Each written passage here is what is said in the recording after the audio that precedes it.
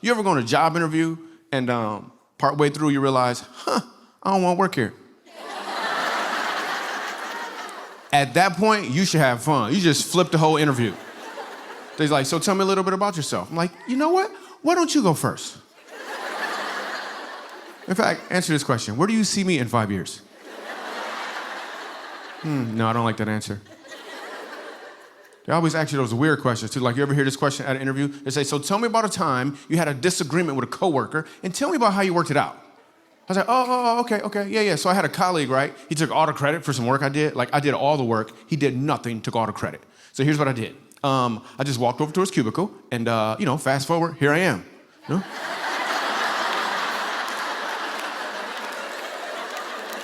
That's exactly what happened. That's what's on the police report. That's what happened. So whenever I do comedy, I'm really paying attention. I'm gonna give you guys some insight that I just want to give you guys some insight. So when I'm doing comedy, here's what's really going on. I am presenting joke number 1.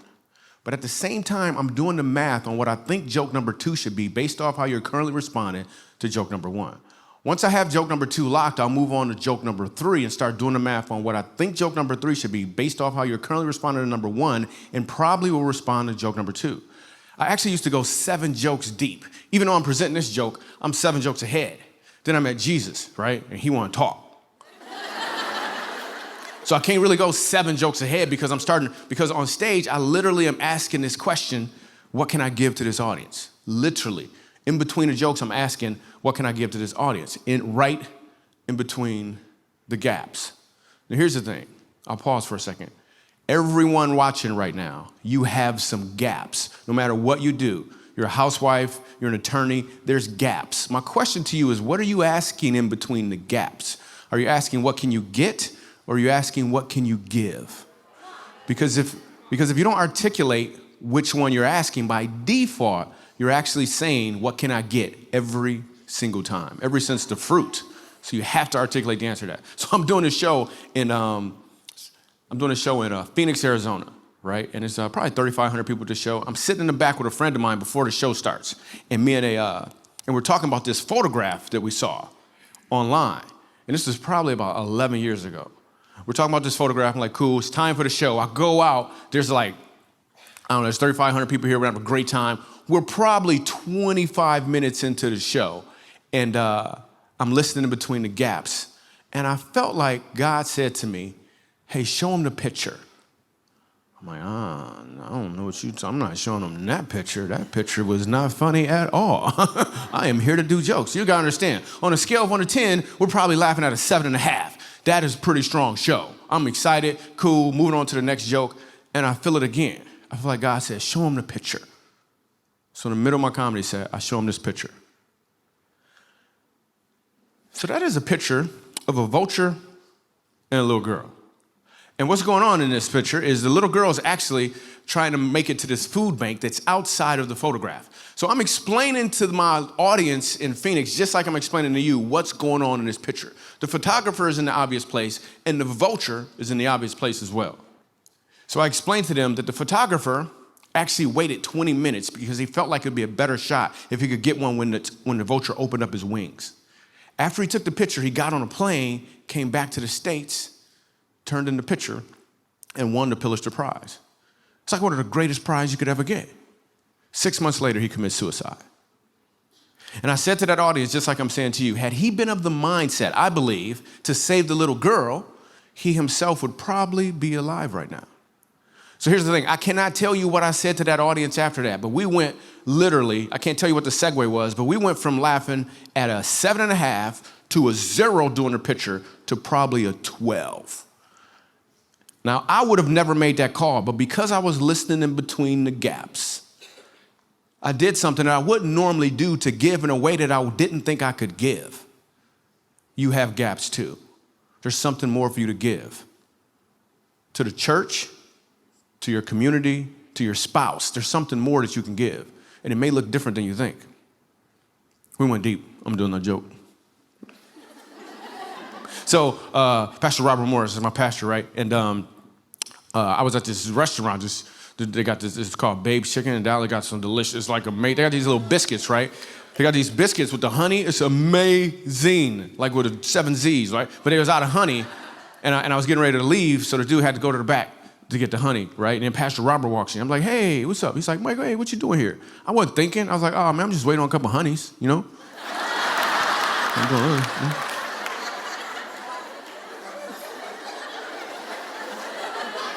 I just wasn't paying attention for some reason, man.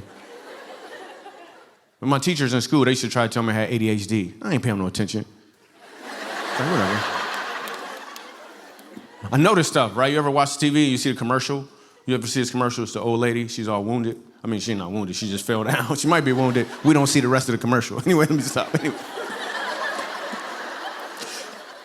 All right, so it's the commercial with the old lady. She fall down, right? She's like, help, I'm falling and I can't get up. First thing I'm thinking, why don't the cameraman help her? He right there. He is right there. That's what's wrong with this world, man. Oh, check it. So remember the Starbucks story, right? Starbucks, just drive. It's really about obedience versus. So I'm gonna ask you a question. This is for everybody. I want you to answer this question in your head. Don't answer it out loud, because this is about giving. So just answer this in your head. Let's say you're walking down the street and you have 2 bottles of water and you're not thirsty. And you see a homeless guy who's thirsty. What should you do? I would submit to you that you don't give him the water. But instead, you quickly ask God, hey, God, what do you want me to do? Because for all you know, behind you is a lady with 1 bottle of water and a stingy heart. And God's been working on her. And this is her opportunity to give the guy the water. In the first scenario, you play God. In the second scenario, you play for God. I'd rather play for God. Obedience is better than sacrifice. If you get a hold of that when you read through the Bible, things like tithing and all of the times it says give, it isn't an issue any longer. You just get it because you're just being obedient. And watch what happens on the other side of that. Whoa. Like even with comedy, I find funny everywhere. Listen, I don't drink 2% milk because I don't know what the rest of it is made out of. That just popped in my head one day. I was like, oh, snap, that's awesome. Let me write that down. It's a math joke. There's like 97% unaccounted for.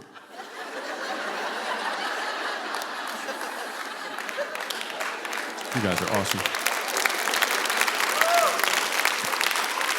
Some people don't get that joke, and I explained to them. If I had a nickel for every time somebody tried to tell me my math was wrong, I'd have $2.83.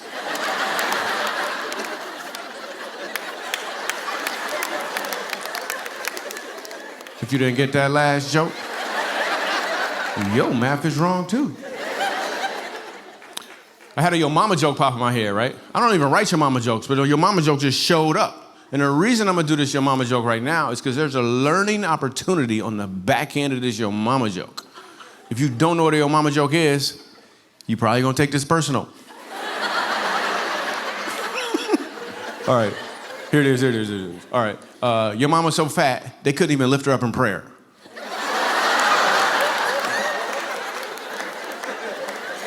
Okay. That's the response I was expecting. All right, let me explain to you guys what just happened right now. Okay, if you notice, some of you guys laughed, which is the right response. But some of y'all went, whoa. Let me explain to you where you went wrong. When you hear Your Mama joke, you're under the impression that somebody's talking about your mama. It's not your mama. It's a random mama that nobody knows. Nobody's ever met her before. It's a random mama. She probably don't even got kids. It's a random mama. But instead of you enjoying the joke, you sitting there going, no, stop it. She's trying to lose weight. Stop it.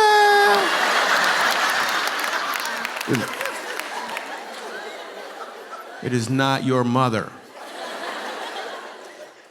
The first lady in the line, she walks up to me and she goes, would you put your favorite Bible verse under your name for me? Just your name and then put your favorite Bible verse underneath. Could you do that? Well, okay. Sure. Well, my favorite Bible verse is Psalm 34, verse 8. It says, taste and see that the Lord is good. Happy are those who take refuge in him. That was my favorite verse. But that night, I forgot the verse. I just blanked on it. You know how sometimes you Like, sir, when you dress today. You know what I'm talking about? It's like your brain isn't, it's just not working. So I'm thinking, I'm like, oh, it's Psalm something. I got to pick something. And I said, oh, I'll just have to make up a verse here. So I did. I picked Psalm 38, verse 7. Just picked it out of thin air. Psalm 38, 7. Okay, I did it. Like an idiot, I did them all that way. Tim Hawkins, Psalm 38, 7. Hope you enjoyed the show.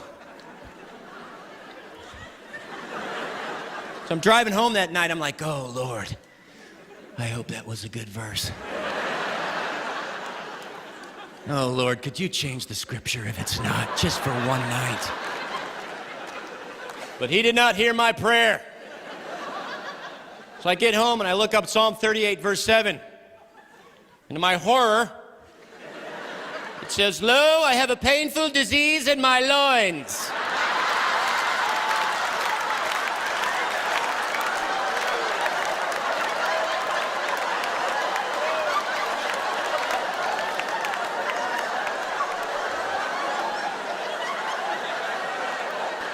And I signed it 100 times and sent it out in my own little mission field. Go! Take the word! Don't forget my loin problem!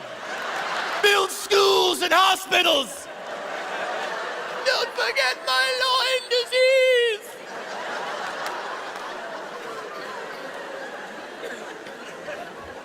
Because you know those people looked it up. You know they did. They probably made a big deal out of it. Come on here, sit down, kids, sit down. We're gonna read this first. Turn the TV off. Get over here. Here it is, Psalm 38, 7. Shh. It says life first. Shh. It says, lo, I have a painful disease.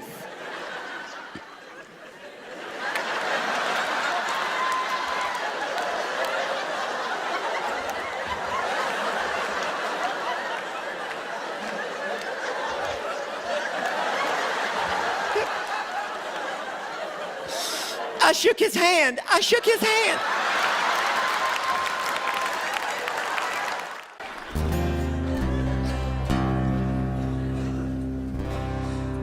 I want to do a quick testimony song to say goodnight. This is, testimony is just a church word. It just means your story, if you know Christ. I don't know why he did it, but he did choose me, and I'm so glad he did.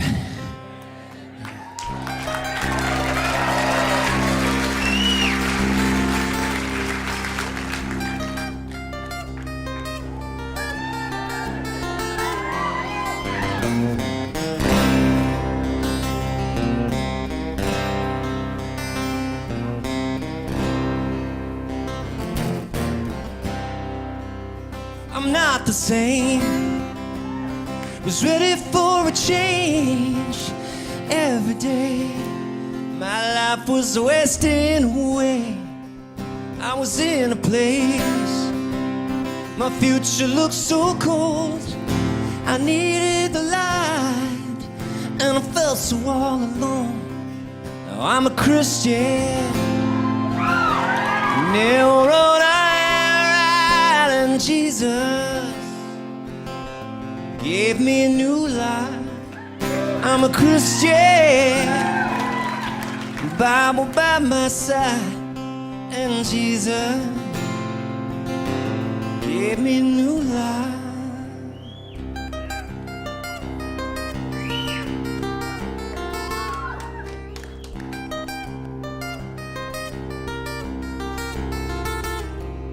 I once was lost, now I have been saved.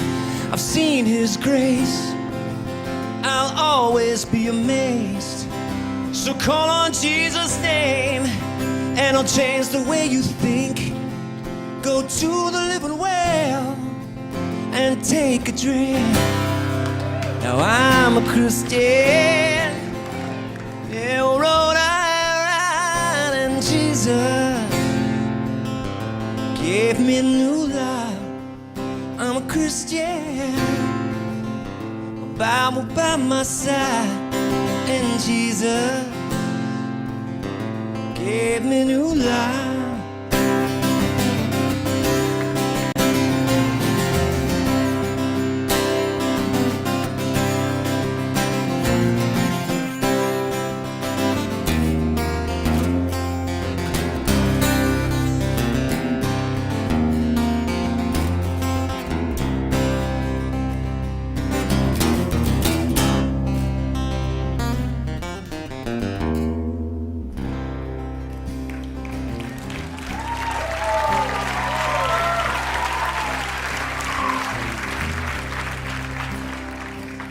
He walked the streets with a cross upon his back, and he took my shame, stood up to the attack. He rose from the dead, now he's standing tall. He faced 1,000,000 demons, and he rocked them all. Oh, Christian, yeah, we're all right, and Jesus gave me new life. I'm a Christian.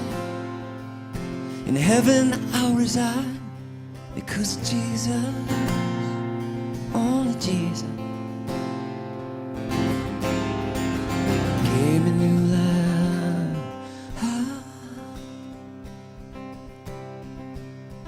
This little light of mine, I'm gonna let it shine. And this little light of mine, I'm gonna let it shine. This little light of mine, I'm gonna let it shine. Let it shine, let it shine, let it.